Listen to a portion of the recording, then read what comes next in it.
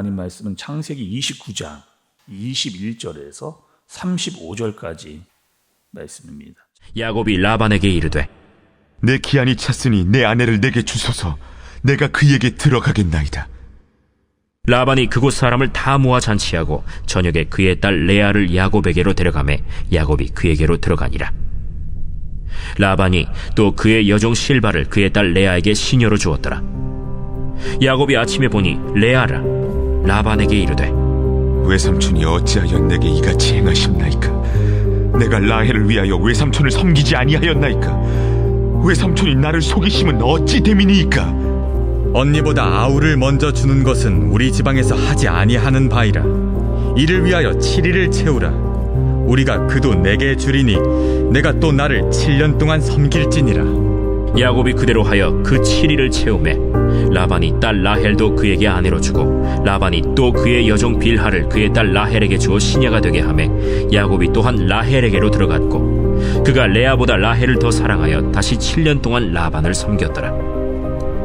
여호와께서 레아가 사랑받지 못함을 보시고 그의 태를 여셨으나 라헬은 자녀가 없었더라.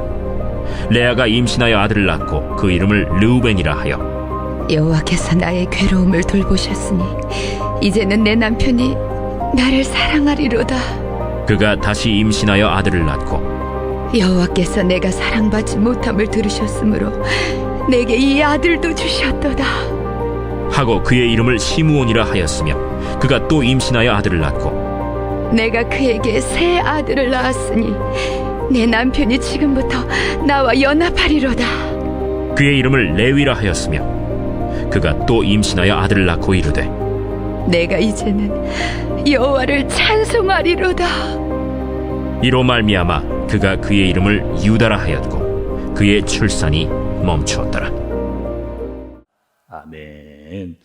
여러분, 오늘 말씀은 이제 야곱이 라반의 집, 라반은 이 야곱의 외삼촌이 되는 사람이었죠. 그 집에 와 있게 됩니다. 또 우리가 어저께 봤던 대로 라반은 어떤 사람이었느냐? 굉장히 그 계산이 빠른 그런 사람이 바로 라반이었습니다. 야곱이 왔는데 야곱을 정말 친척으로 대하기보다는 어떻게 여러분 했다고요? 야곱을 어떻게 이용해 먹을까? 어떻게 이 녀석을 써먹을까? 그렇게 머리가 돌아갔던 사람이죠. 그래서 어저께 이렇게 이야기했습니다. 너에게 얼마만큼의 월급을 주면 되겠느냐? 라고 말하면서 완전히 철저하게 고용 관계로 야곱을 사용하려고 했던 그런 사람. 그리고 야곱은 그런 외삼촌 라반에게 어떻게 이야기했느냐? 내가 원하는 것은 돈이 아니다. 그러니 내가 7년 동안 열심히 일할 테니까 둘째 딸 라헬을 나에게 주십시오. 라고 그렇게 그 외삼촌과 약속을 했습니다. 그리고 7년을 며칠같이, 라헬을 너무 사랑하니까 7년을 며칠같이 정말 라헬을 내 아내로 삼아야 되겠다라고 하는 마음으로 열심히 일을 한 거죠. 그리고 결혼을 하게 됐습니다. 결혼 잔치가 있고 또 첫날 밤을 그렇게 보낸 거예요. 첫날 밤을 보내고 눈을 딱 떴는데 야곱이 기겁을 했습니다. 왜요? 내가 결혼하려고 했던 라헬이 아니고 그 라헬의 언니였던 레아가 나와 결혼을 하게 된 그 상황을 알게 된 거죠. 아니, 이게 어떻게 된 겁니까? 외삼촌. 아니, 외삼촌, 이게 어떻게 된 겁니까, 지금? 어떻게 라헬이 아닌 레아를 나한테 줄 수가 있습니까? 라고 따지러 갔습니다. 그러자 라반이 어떻게 이야기하는 거예요? 우리 지역에서는 전통이 있다. 언니보다 동생이 먼저 결혼한 법은 없다. 그래서 레아를 집어넣은 거다. 라고 그렇게 이야기한 거죠. 그리고 라헬을 얻기 위해서는 또다시 7년을 너에게 이해해라. 그러면 내가 라헬도 너에게 주겠다. 라고 그렇게 이야기를 하는 겁니다. 여러분, 이 대목에서 이 야곱은 어떤 생각을 했을까요? 야곱은 아마 이랬을 겁니다. 내가 속였던 아버지와 형의 모습이 아마 떠올랐을 거예요. 아, 이렇게 내가 형과 아버지를 속였듯이 내가 속임을 당하는구나 라고 하면서 그 속임 당한 사람의 마음이 어떠한지를 철저하게 깨달았던 그런 사람이 바로 야곱이 됐을 겁니다. 그런데 여러분, 오늘 말씀에서 야곱도 야곱인데 또 한 사람은 우리가 놓치지 말아야 됩니다. 또 한 사람은 집중해서 봐야 돼요. 야곱보다 더 억울하고 더 비참한 사람이 오늘 본문에 등장합니다. 그럼 누굴까요? 레아입니다. 레아. 우리가 레아를 잃어보기 쉬운데 레아가 바로 그런 사람이에요. 레아는 어떤 거예요? 처음부터 야곱과 결혼하려고 했던 결혼 상대가 아니었습니다. 레아는. 그리고 아버지의 탐욕 때문에 동생이 사랑하는, 내가 사랑한 사람이 아니고 동생이 사랑하는 남자의 신방에 들어갔던 그런 사람이 레아가 된 거죠. 또 중요한 거는 야곱이 레아를 사랑하지 않는 거예요. 야곱이 레아를 사랑하지 않는 겁니다. 그 결혼을 했는데 이 야곱의 눈이 늘 어디에 가 있느냐? 라헬에게 가 있습니다. 아니, 결혼을 했는데 지금 이 마음과 눈이 계속 누구한테 가 있냐? 이 레아에게 오지 않고 라헬에게 가 있는 이 모습을 참으면서 살아야 되는 사람이 누구다? 레아인 거죠. 얼마나 외롭고 얼마나 힘이 들었을까. 그리고 그 레아가 살기 위해서는 남편에 대한 희망을 버려야만 살 수 있는 그런 존재가 됐을 겁니다. 그런데 오늘 여러분 반전이 일어나요. 오늘 31절의 말씀을 좀 보세요. 31절에 여호와께서 레아가 사랑받지 못함을 보시고 그의 태를 여셨으나 라헬은 자녀가 없었더라, 이렇게 기록이 되어져 있습니다. 여기서 레아가 사랑받지 못함을 보셨다. 누가 보셨다는 거예요? 하나님이 보셨다는 거예요. 그리고 여기서 보셨다라고 하는 뜻은 이런 뜻입니다. 레아의 모든 상황과 모든 형편과 레아의 그 마음을 누구보다 하나님이 제일 잘 알아주셨다라고 하는 의미를 가지고 있는 거죠. 하나님이 다 이 상황을 다 지켜보고 계신 분이 계신데 그 분이 바로 하나님이셨다는 거예요. 여러분, 정말 외로울 때가 있잖아요. 아무도 나를 몰라주는 것 같은 마음이 때로는 들 때가 있잖아요. 그런데 나를 누군가 이름을 불러주고 나를 만나주고 나의 이야기를 들어줄 때 그것만으로 정말 큰 힘이 될 때가 있습니다. 외롭고 힘들고 어려울 때 누군가 나를 찾아와서 나에게 같이 말 한마디, 내 얘기를 들어주는 한 사람만 있어도 그것이 위로가 되는, 이 모든 상황을 지켜보시는 분이 있는데 하나님이 그 레아의 마음까지 보고 계셨다는 거예요. 그리고 하나님께서 레아를 통해서 아들 4명을 내리 쭉 이렇게 주시는 것을 오늘 본문에서 보게 됩니다. 그런데 여러분, 그 아들들의 이름도 좀 잘 봐야 돼요. 레아가 어떠한 심정을 가지고 있었는지 그 아들들의 이름을 통해서 레아의 마음을 알 수가 있기 때문입니다. 첫 번째, 여러분, 아들은 누구였을까요? 이 야곱과 레아 사이에 태어난 첫 번째 아들은 루벤입니다. 근데 이 루벤이라고 하는 아들의 이름이 뜻이 있어요. 32절의 중간을 좀 보세요, 여러분. 32절의 중간 부분. 여호와께서 나의 괴로움을 돌보셨으니 이제는 내 남편이 나를 사랑하리로다, 이렇게 이야기합니다. 첫째 아들 낳았거든요. 이제 아들을 낳았으니까 남편이 나를 사랑해 주겠지 라고 생각했는데 뭐라는 거예요 지금? 이제는 내 남편이 나를 사랑해 주겠지 라고 생각을 했는데 사랑받지 못해. 여전히 아들을 낳았지만 사랑받지 못하는 그런 서러움, 그런 남편에 대한 목마름, 그 마음이 첫째 아들의 이름 가운데 드러납니다. 또 여러분, 두 번째 아들은 누구냐? 시므온이라고 하는 아들이에요. 그런데 그 아들의 이름도 보세요. 33절의 중간을 보면 여호와께서 내가 사랑받지 못함을 들으셨으므로 내게 이 아들도 주셨도다. 둘째 아들 낳아도 마찬가지입니다. 셋째 아들도 좀 볼까요? 셋째 아들은 레위입니다. 레위도 볼게요. 여러분 34절의 중간 부분을 좀 보세요.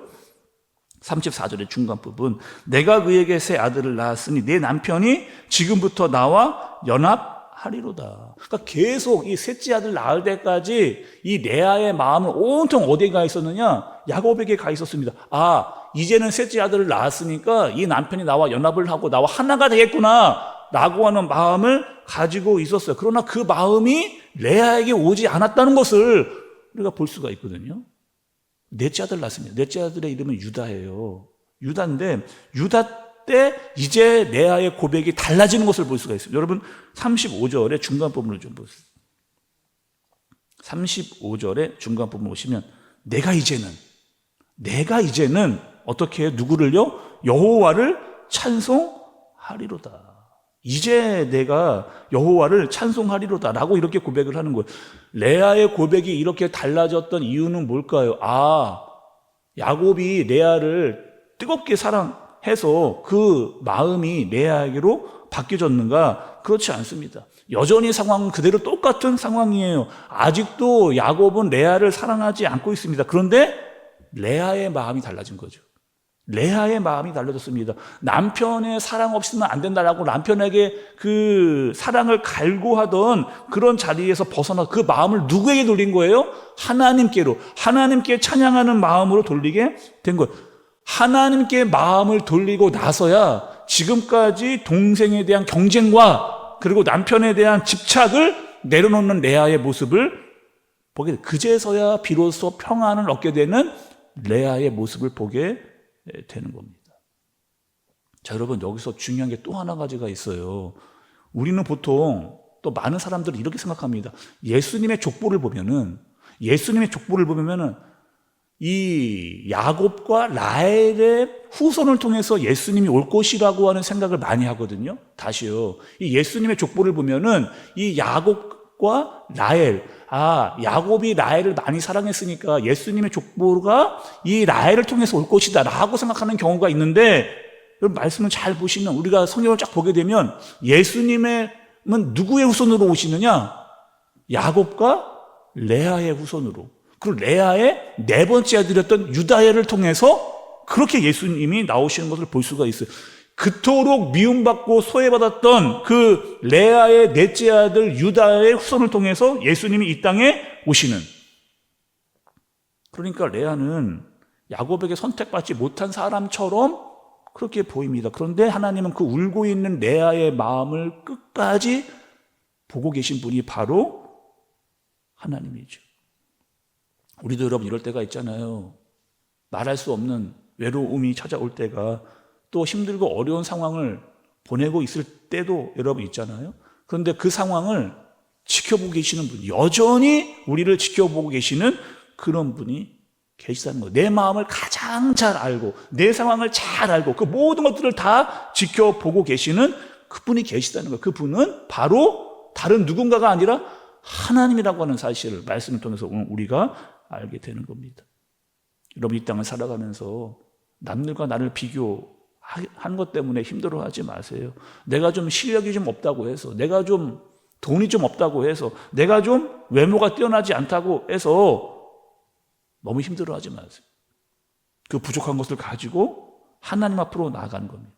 내 부족한 것을 가지고 하나님 앞으로 나아가는 것, 그것이 바로 진짜 하나님을 향한 간절한 마음이고 하나님이 주시는 축복인 겁니다.